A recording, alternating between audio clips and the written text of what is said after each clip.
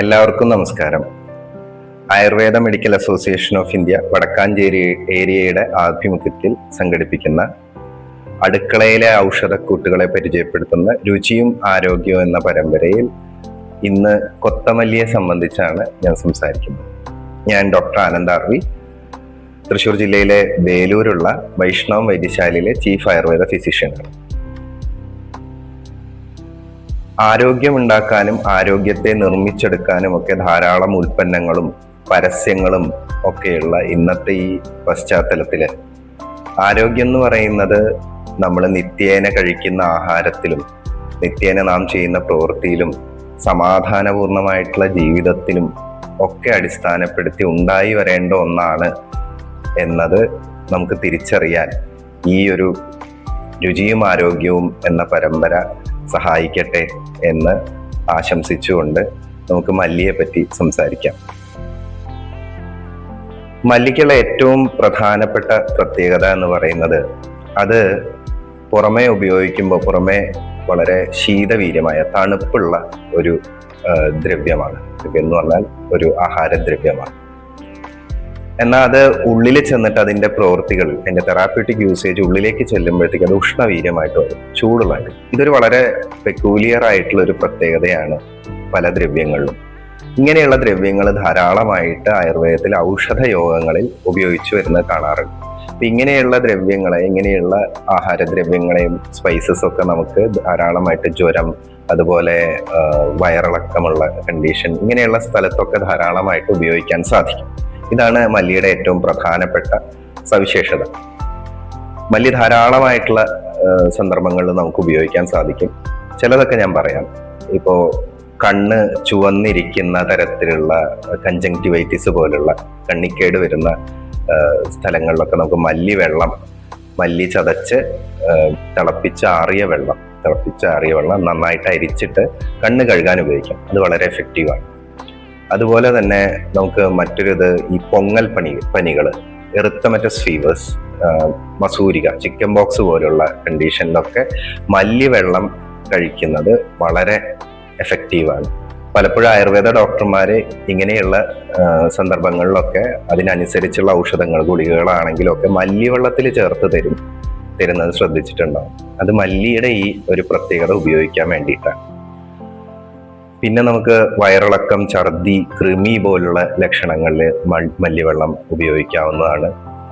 അതുപോലെ തന്നെ മറ്റൊരു സവിശേഷത എന്ന് പറഞ്ഞു കഴിഞ്ഞാൽ നിരന്തരമായിട്ട് നമുക്ക് ശമിക്കാത്ത ദാഹം, പോളിഡിപ്സിയ എന്നൊക്കെ പറയുന്ന കണ്ടീഷൻ, പ്രമേഹത്തിന്റെ ഭാഗമായിട്ടും അല്ലാതെയും പല രോഗങ്ങളിലും കാണുന്ന ഈ തണ്ണീർ ദാഹം, അതിനെ ശമിപ്പിക്കാൻ വേണ്ടിയിട്ട് മല്ലിയുടെ വെള്ളം നമുക്ക് വളരെ ഫലപ്രദമാണ്. മല്ലി പ്രധാനമായിട്ടും ധാരാളം ആഹാരത്തിലൊക്കെ ഉപയോഗിക്കുന്നത് അതിൻ്റെ ആ ഒരു രുചി ഉണ്ടാക്കാൻ വേണ്ടിയിട്ടാണ്. അപ്പൊ ഇതില് മല്ലിയുടെ പ്രത്യേകത എന്താ വെച്ച് കഴിഞ്ഞാൽ അത് ദഹനത്തെ വളരെ സഹായിക്കുന്നതായതുകൊണ്ട് ഏത് ആഹാര വസ്തുക്കളിലും ഇത് ഉപയോഗിക്കുന്നത് വളരെ ഗുണപ്രദമാണ്. അതുകൊണ്ട് തന്നെ ആയിരിക്കാം നമുക്ക് പരമ്പരയായിട്ട് ധാരാളം മല്ലിയുടെ ഉപയോഗങ്ങൾ നമ്മുടെ ആഹാര ചേരുവകളിലൊക്കെ വന്നിട്ടുള്ളത്.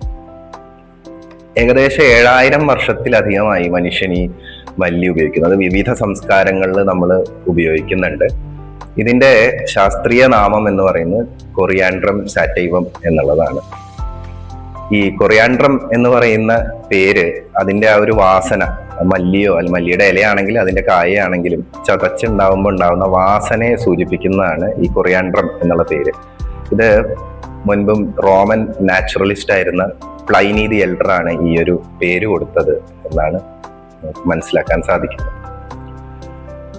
ഇത് നമ്മുടെ ജീരകം, അതുപോലെ ക്യാരറ്റ്, മുള്ളങ്കി ഒക്കെയുള്ള അപ്പിയേസിയെ അല്ലെങ്കിൽ അംബെല്ലിഫെറേ എന്ന് പറയുന്ന ഒരു സസ്യ കുടുംബത്തിലാണ് ഈ മല്ലിയെ വർഗീകരിച്ചിരിക്കുന്നത്.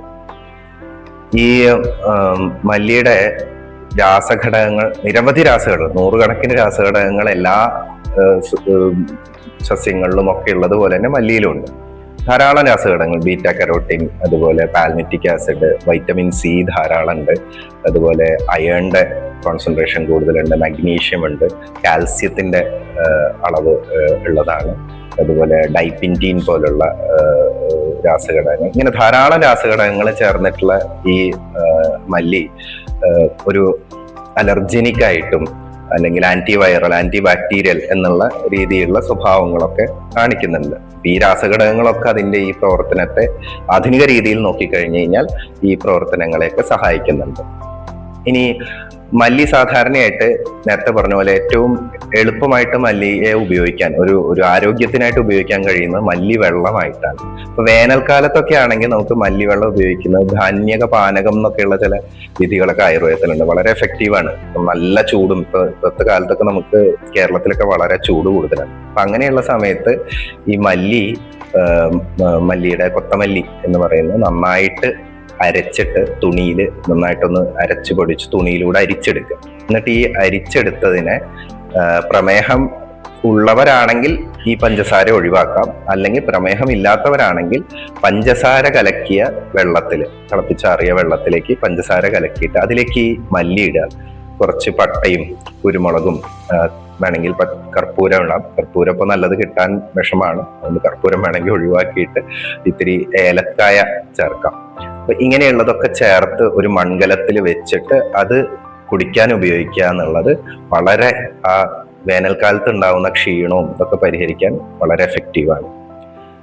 പിന്നെ ഒന്ന് നമുക്ക് ഉപയോഗിക്കാൻ ഈ മഴക്കാലത്താണ്. മഴക്കാലം എന്ന് പറയുന്നത് നമ്മുടെ പനിയുടെ ഒരു കാലമായിട്ട് മാറിയിട്ടുണ്ട്. അപ്പൊ ആയുർവേദത്തിന്റെ ഒരു രീതി അനുസരിച്ച് ഏറ്റവും ബലം കുറയുന്ന ഒരു ജംഗ്ഷനാണ് ഈ വേനൽക്കാലം കഴിഞ്ഞ് മഴക്കാലം തുടങ്ങുന്നത്. അപ്പം ആയുർവേദത്തിന്റെ രീതിയിൽ അതുകൊണ്ട് തന്നെയാണ് ഇത്ര അധികം പനിയും ഇങ്ങനെയുള്ള രോഗങ്ങളും ഈ സമയത്ത് പരക്കുന്നത്. അതിന്റെ മഴ തുടങ്ങുമ്പോഴുണ്ടാവുന്ന രോഗാണുക്കളുടെ ഒരു ആധിക്യമൊക്കെ അതിന്റെ ഭാഗമാണ്. എങ്കിൽ ആയുർവേദത്തിന്റെ ഭാഗത്ത് നമ്മളുടെ ബലം കുറയുക എന്നുള്ളത് വളരെ പ്രധാനപ്പെട്ടതാണ്. അപ്പൊ അതുകൊണ്ട് ഈ വേനൽക്കാലത്ത് ധാന്യക പാനകവും മഴക്കാലം തുടങ്ങുമ്പോഴത്തേക്കും ചുക്കും മല്ലിയിട്ട് തിളപ്പിക്കുന്ന വെള്ളവും കൂടി ആയി കഴിഞ്ഞു കഴിഞ്ഞാൽ വളരെ വിശേഷമായിട്ട് നമുക്ക് ഈ ധാരാളമായിട്ടുള്ള പനികളെയും അങ്ങനെയുള്ള രോഗാവസ്ഥകളെയൊക്കെ പ്രതിരോധിക്കാൻ സാധിക്കും. ഇനി ഈ മല്ലി വെള്ളം എന്നുള്ളത് ഇത്ര വിശേഷമായിട്ട് പറയാനുള്ള ഒരു പ്രധാന കാരണം ചരക സംഹിതയില് തൃഷ്ണാനിഗ്രഹം എന്ന് പറയുന്ന ഒരു ഗണത്തിലാണ്, ആയുർവേദത്തില് ഈ തൃഷ്ണാനിഗ്രഹം എന്ന് പറഞ്ഞ ഗണത്തിലാണ് മല്ലിയെ പെടുത്തിയിരിക്കുന്നത് എന്നുള്ളത് പ്രത്യേകം ശ്രദ്ധിക്കേണ്ടതാണ്. അപ്പൊ ഇങ്ങനെയൊക്കെയുള്ള ധാരാളമായിട്ടുള്ള ഉപയോഗങ്ങളുള്ള ഒരു ആഹാര ഔഷധ ദ്രവ്യമാണ് കൊത്തമല്ലി അല്ലെങ്കിൽ കൊത്തമ്പാലേരി മല്ലി എന്നൊക്കെ പറയുന്നത്. അപ്പൊ നമ്മുടെ നിത്യേനയുള്ള ജീവിതത്തിൽ ധാരാളമായി ഇതിൽ പറഞ്ഞിരിക്കുന്ന രീതിയിലൊക്കെ സാമാന്യമായിട്ട് ഉപയോഗിച്ചുകൊണ്ട് എല്ലാവർക്കും ആരോഗ്യം ഉണ്ടാകട്ടെ എന്ന് ആശംസിച്ചുകൊണ്ട് നിർത്തുന്നു.